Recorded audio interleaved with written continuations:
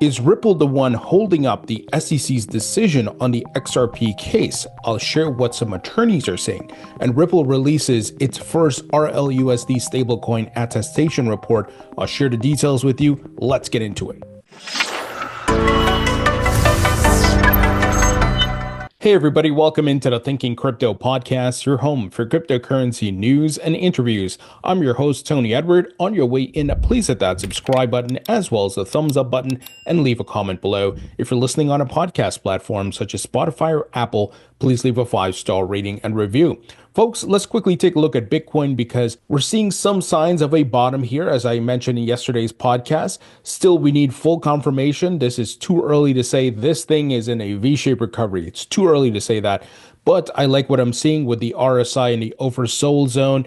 Global liquidity is on the rise, and Bitcoin not breaking key support levels that invalidate the bull market. And it is simply bouncing off that 200-day moving average, which is very good.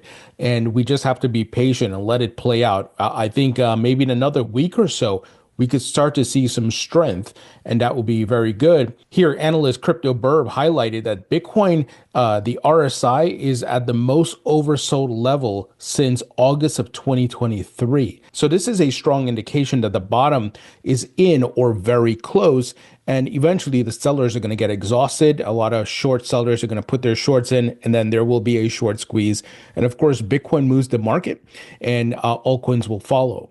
Now, some other indications that the bottom is in and people are buying the dips. U.S. spot Bitcoin ETFs recorded the first day of net positive inflows after shedding $20 billion in overall value. So during this correction period, we saw a lot of outflows, but that trend has paused and it's now flipped to more inflows. Now, the thing to remember here is that Bitcoin ETFs are going to rebalance because you have a variety of investors who are holding these ETFs, and many are going to want to take profits. It's not something that BlackRock or Fidelity and these other issuers can control. If the client wants their money, they want their money. However, what you want to look at is the overall trend. Are a lot of people exiting? And it wasn't a lot of people exiting. When you look at the overall chart from when this thing was launched, it's a tiny blip, right? A little bit of a dip, and now we got the inflows coming in. So this is a good sign, guys. It's not the strongest signal, but it's a good sign.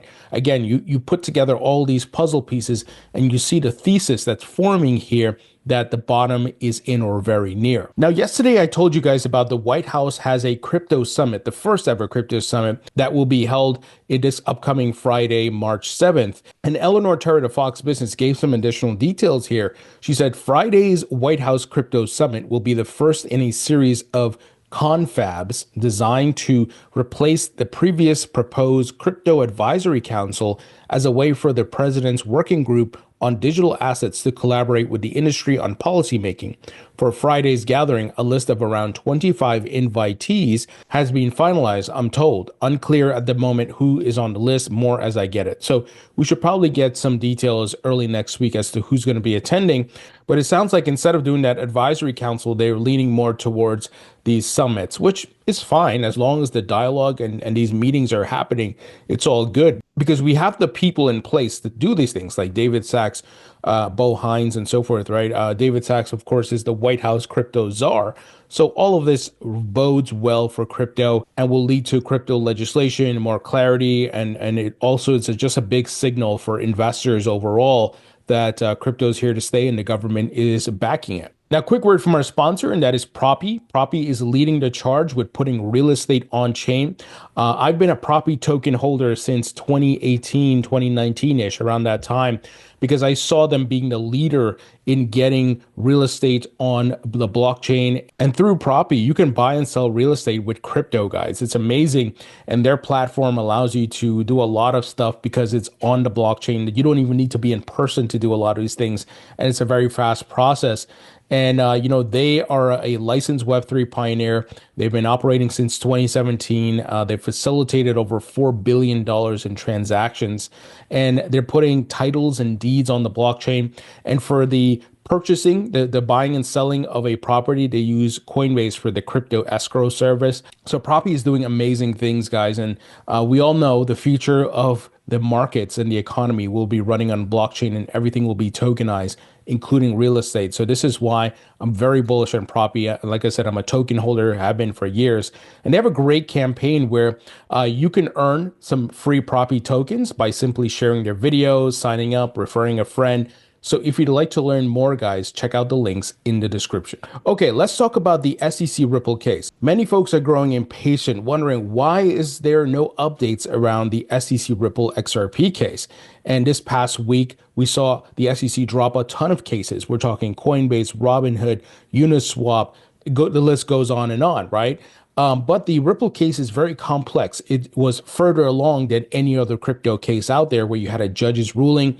You obviously had a split decision where the SEC won one part of the lawsuit while Ripple won the other part of the lawsuit. So it was a split decision, right? But overall, the big victory was XRP was declared intrinsically not a security. And I want to share what MetaLaw Man, also known as James Murphy, had to say about it. And I've had James on the podcast many times, very smart guy.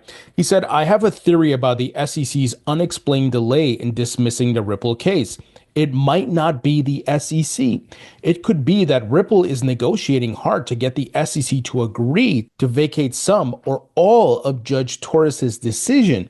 The Torres decision was unquestionably great for XRP holders, but A, the finding of securities law violations, and B, injunction with attendant bad boy provisions are not so great for Ripple. So obviously on the institutional side, Ripple lost. James says this is particularly true if Ripple is considering a future exempt securities offering, or IPO. I believe the SEC would have accepted a settlement where both sides dismiss their appeals and the SEC takes the $125 million penalty in a heartbeat. So it makes sense, to me at least, that Ripple could be negotiating for a better deal than that. This is all pure speculation on my part. I could be wrong, wouldn't be the first time. He says, note, it is far from a sure thing that a federal judge would agree to vacate a prior ruling as part of a settlement. This was fairly commonplace several years ago when I started in the law businesses, but judges started balking at this in more recent times. So this, I think, is a valid theory. It could be that Ripple is really trying to negotiate to get a lot of the things they lost on to be removed, but who knows, right? But this is certainly a plausible theory. In yesterday's podcast, I said, look, don't be dismayed. This thing is in progress. We know the SEC is acting in good faith now. You got Hester Purse, the crypto task force, they're dropping cases, right? And that even if this takes a little bit longer, that's okay. We know it's coming. And I would prefer it to come when the prices are moving upward again. Right now, if the news broke that Ripple and SEC is dismissing this thing or whatever, it wouldn't do much to the XRP price because we've been in a downtrend and we're in a chop consolidation zone, right? So you have to understand the market cycles. People often don't understand that aspect. They just think, oh, here's positive news, it must pump. No, that is a very emotional take versus look at the data. Where are we in the market cycle, right? And that's important. So when Bitcoin starts its V-shaped recovery and the liquidity starts pulling the alts with it and XRP is starting to move, that's when I want the news to come out. But, we don't know for sure, but this is a plausible theory here by James Murphy. And attorney John Deaton weighed in on it, saying it's a solid theory. So let's see, guys. Don't be impatient here. Remember, this case is much more complex, and it could be Ripple's trying to get a lot of things removed before they go forth and say, hey, we'll pay our fine, but we want all these other things taken care of as well. So we really got to be patient here, guys. Now, on the note of Ripple's new stablecoin, Rlusd, which just launched in January, they have released an independent attestation. So Jack McDonald of Ripple, who I've had on the podcast many times, he said, like clockwork, the January independent attestation for Rlusd is live. Some notable stats.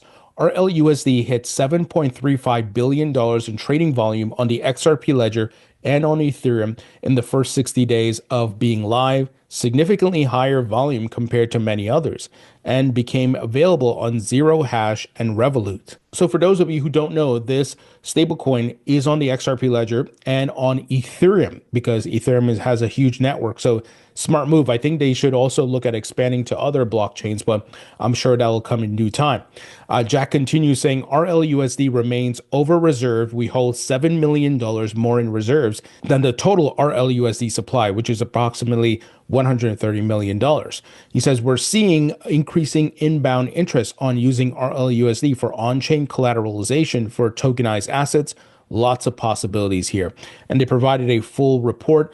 Guys, I love this. This is what every stablecoin issuer needs to do. And we need transparency. We need audits and much more. That's so important. So they gave the full rundown here. I love it. This is really great. And you guys can, of course, go take a look at this. So really great start for Ripple. And as I've stated before, they already have a huge network of financial institutions they work with globally.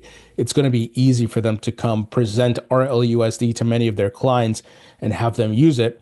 And I know some people are going to say, well, how does this benefit XRP? Well, it goes back to network effects, right? I've often talked about the principle of Metcalfe's law, and that is the more participants on a network, the more users, the more stronger the network becomes and the more valuable it becomes. And of course, the native token on these blockchains becomes more valuable. Look at what ICOs and NFTs did for Ethereum, right? So this is only going to help the value of the XRP ledger and create new use cases and much more. So as you guys know, I hold XRP. I'm bullish on it, but I'm diversified. I hold Ethereum, Bitcoin, Solana, and others.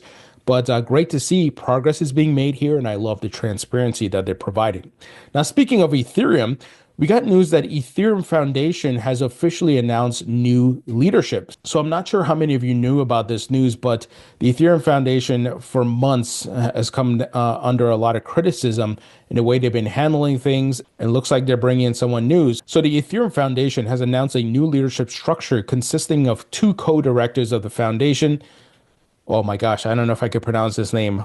Hoso Wei Wang. I probably butchered that, a core researcher at the Ethereum Foundation, and Thomas Stanczak, the CEO of Nethermind, one of the largest execution clients on Ethereum.